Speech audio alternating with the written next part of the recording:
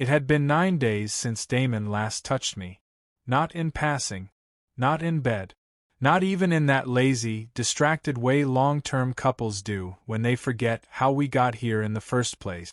9 days without so much as a kiss on the cheek, and the silence had grown so thick it began to feel like a third person in the house, one louder than either of us.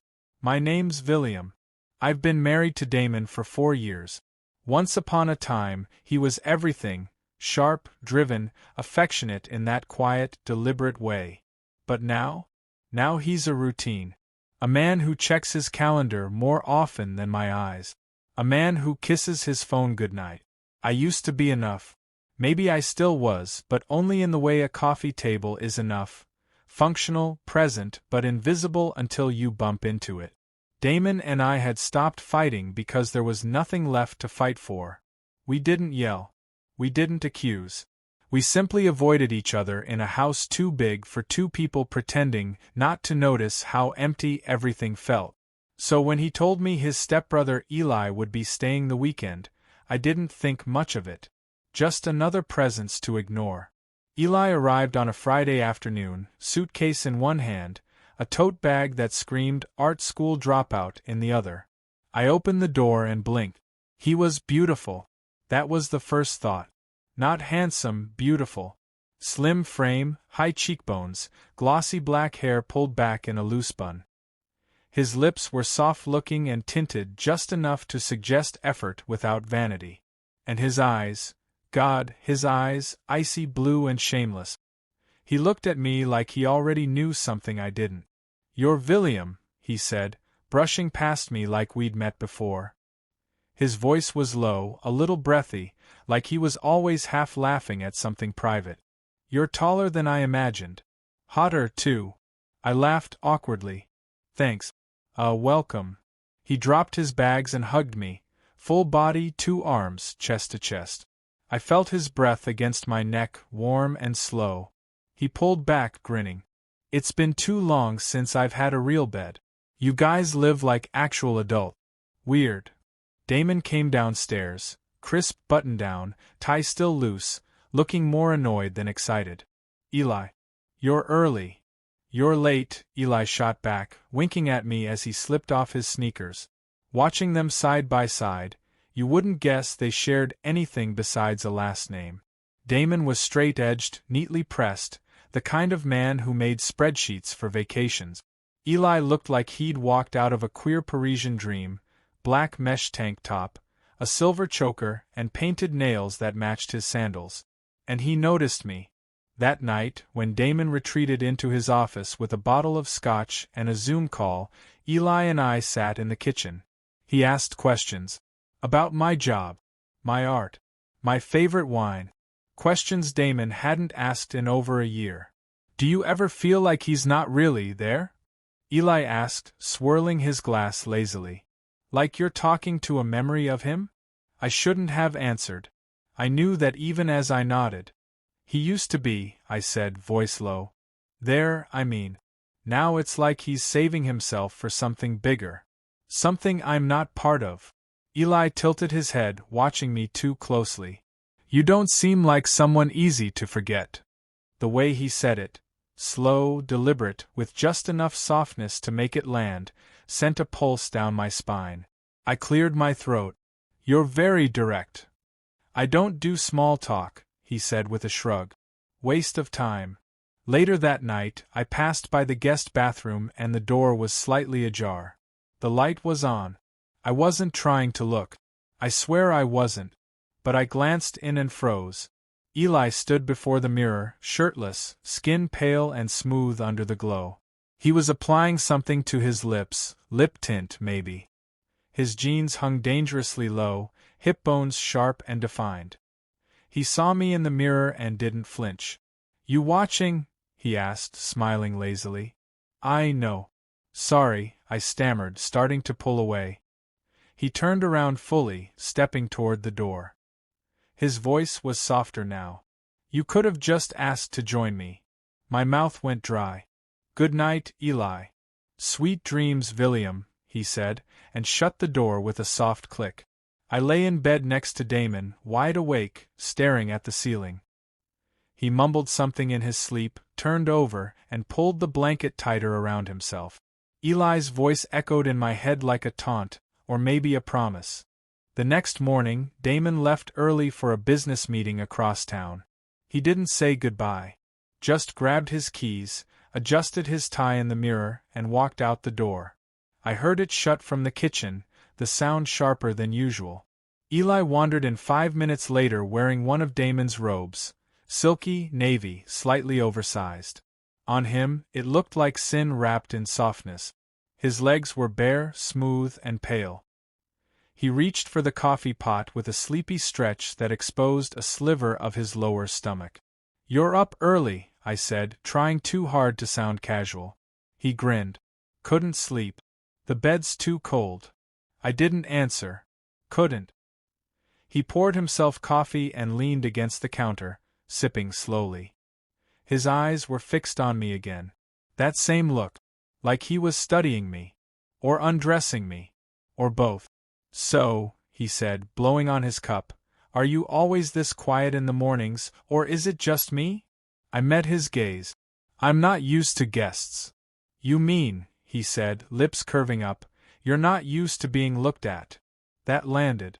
He set his mug down and stepped closer, close enough for me to smell whatever he wore, something floral and warm, clinging to his skin like heat. "Your husband's very lucky," he murmured. "But I wonder if he knows it." "He used to," I said before I could stop myself. Eli tilted his head. "What happened?" I looked down at my hands. "I don't know. Maybe we just stopped trying. Or maybe I did. Or maybe he did." "I don't think you've stopped trying," Eli said, his voice soft now, almost tender. "You're just trying in the wrong direction." I didn't ask what he meant. I knew. The next few hours passed in waves, long stretches of silence interrupted by tension so thick I could barely breathe. Eli was everywhere, and he made sure I knew it, reclining across the couch, shirtless, scrolling through his phone. Humming to music in the kitchen while dancing barefoot. Stretching in front of the window, back arched, teasing without a single word. And I was losing. In the afternoon, he asked if I wanted wine. Damon would be gone for hours. We sat on the patio, the sun low and golden, light catching on Eli's collarbones as he laughed at something I barely heard. He poured generously, leaned too close when he refilled my glass. His fingers brushed mine. They lingered. "You ever wonder," he asked, "what it would be like to be wanted without rules?" I swallowed hard. "What do you mean?" "Not loved," he said. "Wanted. Desired. Not because of a ring or a title or a routine. Just because someone can't stop thinking about how your mouth would taste." I went still. He turned toward me fully. "I want to kiss you, Villiam." My breath hitched. "I know I shouldn't," he added. "But I still do." I could have gotten up. I could have changed the subject. I could have said no. Instead, I asked, "Why me?" He smiled. "Because you look like someone who remembers what love is supposed to feel like." His hand reached up, fingers brushing the side of my face. I didn't move. My pulse thundered. Then, just inches away, my phone buzzed. "Damon." Eli pulled back slowly, letting his hand drag along my jaw. "Saved by the bell," he whispered, eyes gleaming. I answered. Damon said he'd be home late. Another meeting. Another excuse. I told him to take his time. That night, I found Eli in the hallway wearing something that made my chest clench. One of Damon's silk shirts, unbuttoned, tied at the waist. No pants. Lipstick. Red. Bold. Perfect. He posed like a model in a window. "What do you think?" he asked, spinning. "Do I make a convincing wife?" My throat dried. "What are you doing?" "Playing house," he said, stepping closer.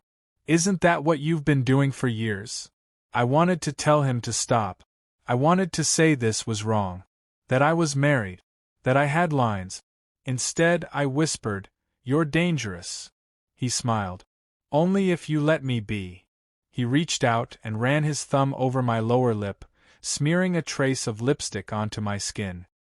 He stared at it like it meant something. Then he leaned in, mouth brushing my ear. "If you ever want something real for a night," he breathed, "knock on my door." And with that, he walked away. I stood there for minutes, heart pounding, lips tingling, throat raw with guilt and heat and something I didn't dare name. Eli didn't look back. But I did. I told myself I wouldn't knock. I stood outside Eli's door for a full minute, hand frozen in midair, heartbeat loud enough to drown out the rational voice screaming inside me. Damon was still gone. The house was quiet, too quiet. Eli's room, behind the last door at the end of the hall, was barely lit, a thin line of gold slipping out from underneath. I should have walked away. Instead, I knocked, once soft, hesitant. And the door opened immediately. Eli stood there like he'd been waiting. He wore nothing but a black satin robe, open just enough to reveal a bare chest, collarbone to navel. The scent of vanilla and smoke clung to him like heat. His eyes met mine. No smile. Just hunger. "I didn't think you'd come," he whispered. "I didn't plan to," I said. "Liar," he murmured, pulling me inside. The room smelled like his skin, warm, electric, something alive. The lights were low, the window cracked to let in the night air. Music played softly in the background, some slow, sultry beat that seemed to match the way my blood pulsed in my ears. He stepped closer. "Last chance, Villiam. Walk away now, and I'll forget this ever happened." I didn't move. He touched my cheek, slow and deliberate. "You're shaking." I was. Not from fear. From knowing I was about to shatter something I could never rebuild.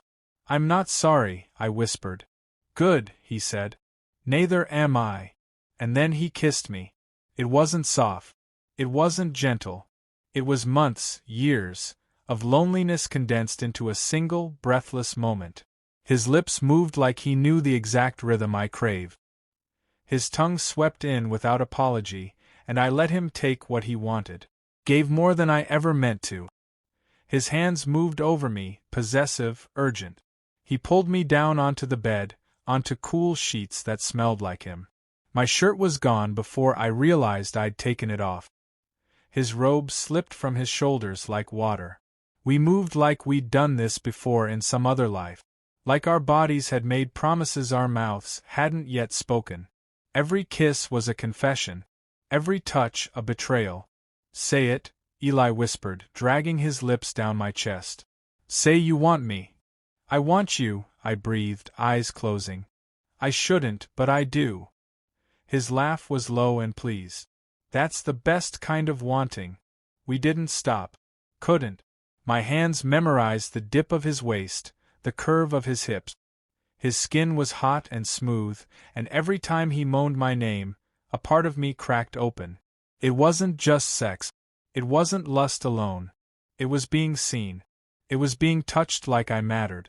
It was what Damon had stopped giving me long ago. Hours passed. Maybe more. When we were tangled in silence, breathless and bare beneath the covers, Eli reached over and traced circles into my chest with one finger. "Do you regret it?" he asked softly. "No," I said. "Even though I should have." He smiled without looking at me. "Then stay." "I can't." "You already have." I lay there, staring at the ceiling, guilt blooming under my ribs like bruises. But under the guilt was something darker, hungrier. Satisfaction. I hadn't felt desired like that in years. Damon used to look at me like I was the only man in the room. Lately, I'd just been wallpaper. Eli, though, he looked at me like I was fire and dared to burn. When I finally got up, I pulled on my clothes in silence. Eli watched from the bed, head tilted, a quiet smirk on his lips. "This doesn't have to be the end," he said. I paused at the door. "It already is." He laughed softly. "You think one night's enough to forget me?" I didn't answer. I slipped out of the room and padded back to my bedroom, every step heavier than the last. Damon wasn't home. The bed was still cold. I climbed in, clothes still clinging to my skin, and stared into the dark. My chest ached, not from what I'd done, but from how easy it had been. My phone lit up beside me. "Eli, You tasted like loneliness and lies. I want more. I didn't respond. But I didn't delete the message either. The morning after didn't come with thunder or sirens. Just light. Soft, quiet light bleeding through the curtains like the world hadn't shifted. Like nothing had changed. But I had. My skin still remembered the press of Eli's hands. My mouth still tasted like his kiss. My heart, if I could call it that, felt heavier than ever before. I took a long shower. Hot water scalded my neck, my shoulders, my guilt. I stood there until the mirror fogged and my skin turned pink, as if pain could scrub away sin. Damon came home around noon. No apology. No kiss. Just a nod in my direction and a mumbled, "Meeting ran over." I nodded back. No mention of Eli. No suspicion. No clues in his eyes. It made me sick. He didn't even notice the robe missing. Later that day, Eli was in the living room, scrolling through his phone like nothing had happened. He wore jeans and a white tee, no makeup, hair loose around his face. He looked younger, softer, dangerous in a whole new way. He didn't speak to me until Damon left the room. "Did you sleep well?" he asked, eyes flicking up. "You know I didn't." He hummed, shame. "I did." I sat across the room, legs crossed, fists tight. "You need to stop," I said quietly. He tilted his head. "Stop what?" "Looking at me like that. Talking to me like we're still involved." "We are." "We had a moment," I snapped. "That's all." He stood and walked toward me, slow and deliberate. "A moment," he echoed, voice like silk. "You think you can call that a moment and pretend you didn't mean every goddamn second?" I looked away. "It was a mistake." "No," he said, crouching beside me. "Staying with someone who doesn't see you? That's the mistake. I'm married, Eli. To a man who doesn't touch you, doesn't talk to you, doesn't even look up when you walk in the room. That doesn't mean that you deserve to rot," he said, suddenly angry. "To disappear in your own home?" My jaw clenched. "You don't understand." He stood, pacing now, hands in his hair. "You think this is a game to me? That I get off on seducing married men just for the thrill?" I didn't answer. He laughed bitterly. "You want to know why I kissed you, Villiam? Why I opened that door?" I stayed silent. "Because for the first time in years, I saw someone who was drowning quietly. And you looked at me like I was a lifeline. Not a mistake. Not a brother-in-law. A man. And I wanted, just for one night, I wanted to matter." I swallowed hard. My voice came out low, hoarse. "You do matter. Not to him," he said. "But to you? Maybe." He walked to the door, lingered there. "I'm leaving tomorrow." My chest tightened. "So soon?" "Before you convince yourself that what we had was a lie," he said, eyes unreadable. "Before you go back to pretending." That night, Damon and I had dinner at opposite ends of the table. The silence between us was familiar now, almost comforting. I watched him eat, watched the way he chewed without tasting, scrolled on his phone between bites. "You remember when we used to talk?" I asked suddenly. He looked up, frowning. "What? Talk, laugh, touch. Remember that?" He blinked, like the question confused him. "What are you getting at?" I shook my head. "Never mind." He went back to his phone. I stared at my plate. Later, I walked past Eli's door. It was shut. No light. No sound. I stood there again, hand raised, but I didn't knock. Instead, I went to bed. Alone. In the morning, he was gone. No note. No message. Just absence. The robe was folded neatly on the guest bed. The sheets smelled like him. Weeks passed. Damon didn't notice the shift in me, or maybe he did, but chose not to ask. We lived like roommates who sometimes shared a room. I thought I could forget Eli. Thought I could fold that night away like a mistake in the back of a drawer. But at 3 a.m., when the house was dark and Damon slept like the dead beside me, I found myself scrolling through old messages. Looking at that last text. "Eli, you tasted like loneliness and lies. I want more. I typed out a reply. Do you still? My thumb hovered over send. I didn't press it, but I didn't delete it either. Because some truths refuse to be buried. And some nights live forever,